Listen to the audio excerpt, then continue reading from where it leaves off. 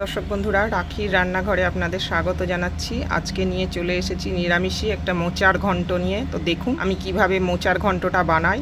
এই ঘন্ট বানাতে আমার লাগছে মোচা। আমি দুটো মোচা ছাড়িয়ে ফেলেছি।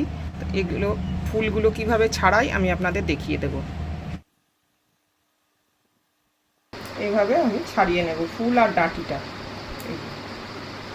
একটি বাটির মধ্যে নুন হলুদ দিয়ে জলটা করে নিয়ে মোচাটাকে কুচি কুচি করে কেটে নিয়ে এর মধ্যে আমি ভিজিয়ে রাখবো।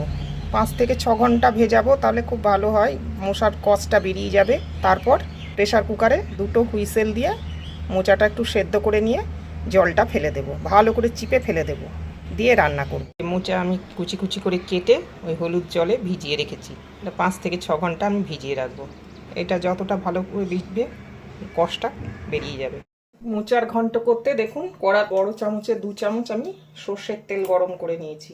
এবারে শুকনো লঙ্কা, গোটা গরম মশলা সামান্য, জায়ফল, জয়িত্রী, দারচিনি, ছোট এলাচ, একটু লবঙ্গ দিলাম, 2টো তেজপাতা আর একটা কাঁচা লঙ্কা আর 1/2 চামচ মতো গোটা জিরে। ফোড়নটা একটু ভেজে নেব। ছোট করে কেটে রাখা আলু দিয়ে দিলাম, আলুটা একটু ভেজে নেব। এবারে টুকরো করে কেটে রাখা টমেটো দিয়ে দিলাম, একটু বাদাম দিয়ে দিলাম, ছোলা ভিজানো দিয়ে দিলাম, আদা কাঁচা লঙ্কা বাটা দিয়ে দিলাম, ধনে গুঁড়ো 1/2 চামচ দিয়ে দিলাম, চামচ হলুদ গুঁড়ো দিয়ে দিলাম, স্বাদ মতো লবণ দিয়ে দিলাম, 1/2 চামচ মতো কাশ্মীরি লঙ্কার গুঁড়ো দিয়ে দিলাম। এবারে স্বাদ মতো একটু চিনি দিয়ে দেবো। নিরামিষি রান্নায় একটু মিষ্টি মিষ্টি ভালো লাগে। সামান্য একটু জল দেবো, নাহলে মশলাটা পুড়ে যাবে।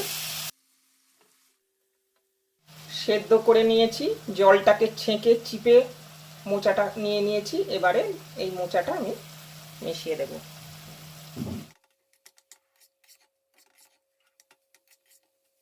খুব ভালো করে কষিয়ে নেব।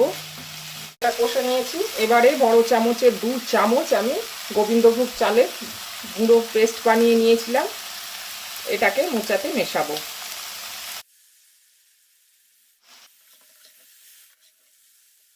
ভালো করে কষিয়ে নেব, দিয়ে 10 মিনিট মতন ঢাকা চাপা দিয়ে হতে দেবো। ঘন্টা আমার তৈরি হয়ে গেছে বন্ধুরা। এবারে 1 চামচ ঘি আর গরম মশলা ছড়িয়ে নামিয়ে নেব। গরম মশলার গুঁড়ো ছড়িয়ে দিলাম।